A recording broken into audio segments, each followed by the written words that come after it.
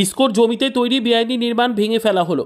শনিবার আসানসোলের বার্নপুর স্টেশন রোডের পাশে বুলডোজার দিয়ে বেআইনি নির্মাণ ভাঙল ইসকো কর্তৃপক্ষ।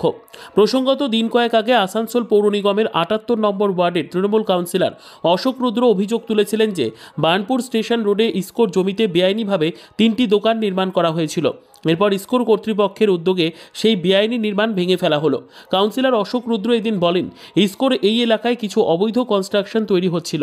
সেই সময় এখানকার লোকাল দোকানদাররা গিয়ে আমাকে বিষয়টি জানায়। কয়েকদিন আগে আমি সাংবাদিক বৈঠক করে বলেছিলাম, এই এলাকায় কারাই কনস্ট্রাকশন করছে খতিয়ে দেখুক ইসকো কর্তৃপক্ষ। এরপরে আজকে এই কনস্ট্রাকশন ইসকো কর্তৃপক্ষের তরফে ভেঙে ফেলা হয়। কিছুদিন আগে আপনারা প্রেস মিট করে এটা ইলিগেল বলে চালিয়েছিলেন যে এখানে ইসকো ইলিগেলভাবে করা হচ্ছিল। আজ দেখা যাচ্ছে ইসকো কর্তৃপক্ষ কিন্তু এটা আবার ভাঙছে। কি কারণে? এটা কি অবৈধ? ওরা ভাঙছে মানে এটা ইলিগাল।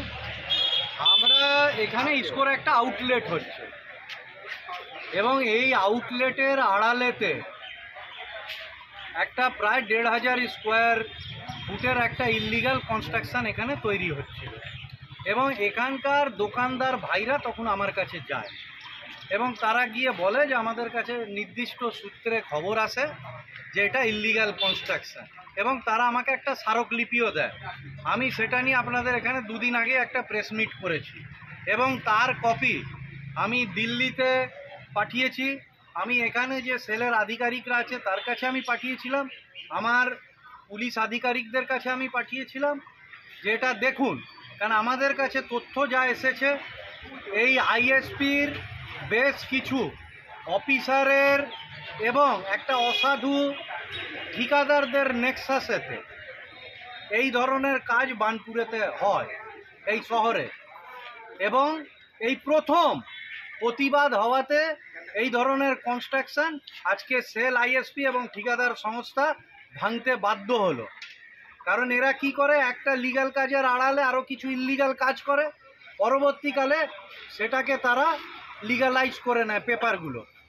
এবার যেটা ব্যাপার হচ্ছে যে এই ইসকো সাধারণ কৃষক থেকে ছোট ব্যবসায়ী, এই স্টেশন বাজারের ব্যবসায়ী, এদের ওপরে প্রচণ্ড অত্যাচার করে। অত্যাচার কেমন? ইলেকট্রিক বিল, আপনার এসি লাগালে মারাত্মক বিল। যারা ইসকোকে ট্যাক্স দিয়ে ছোট ব্যবসায়ী কাজ করে, সে চাষি হোক বা দোকানদারেরা হোক, তাদের যদি জায়গা মেরামত করতে হয় তখন বলে আমাদের থেকে এনওসি নাও, অথচ এনওসি পাওয়া যায় না। অথচ এই অফিসারদেরই একটা অংশকে দেখুন কিভাবে কয়েক কোটি টাকার একটা ইল্লিগাল সম্পত্তি এরা দাঁড় করিয়ে রেখেছিল এবং এটাতে একটা অধ্যায় হলো। এবার এই শিল্পাঞ্চলের মানুষ জানতে চায়, এই ওয়ার্ডে জানেন আশেপাশের ২২-২৪টা ওয়ার্ডের মানুষ বাজার হাট করতে আসেন, ব্যাংক, রেল স্টেশন, বাজার সব এখানে আছে। এত মানুষ পুরুলিয়া, বাঁকুড়া থেকে কৃষকরা এখানে আসে, তো তারা প্রত্যেকে এবার জানতে চায় যে এর সাথে যারা যুক্ত ছিলেন তাদের এগেনস্টে কি ব্যবস্থা নেওয়া হলো। মাঝে একটা অংশ আমার কাছে মিটমাটের প্রস্তাব নিয়ে আসে। আমি বলি ভাই, ভুল লোকের কাছে এসেছেন, কারণ আপনারা জানেন এর আগে ইস্টার্ন রেল স্কুলগুলো বন্ধ হয়ে গেছিলো আসানসোল, অন্ডাল, চিত্তরঞ্জনে, ওটা নিয়েও আমরা আন্দোলন করেছিলাম। ওভারলোডিং বালু নিয়ে এখানে আমাদের অফিসের দুজন মারা গেছিলো অ্যাক্সিডেন্টালি ডেড, তখনও সেটার এগেনস্টে আন্দোলন করেছিলাম। আমরা চাই ন্যায্য জিনিস এখানে হোক এবং এই যে কনস্ট্রাকশন হচ্ছিল তখন আমাদের যারা রাজনৈতিক বিরোধী বন্ধুরা, যারা বিভিন্ন বিষয় নিয়ে আসানসোল কর্পোরেশন থেকে রাজ্য সরকারের এগেনস্টে কথা বলেন, প্রতিবাদ করেন, এত বড় ইল্লিগাল কাজ যখন হয় যেখানে সেন্ট্রাল গভর্নমেন্টের একটা অংশ যুক্ত থাকে, তখন তারা কেন প্রতিবাদ করে না? এটাও মানুষ জানতে চায়, এটাও মানুষ জানতে চায়। এবং এখানে দুটো মন্দির ছিল, একটা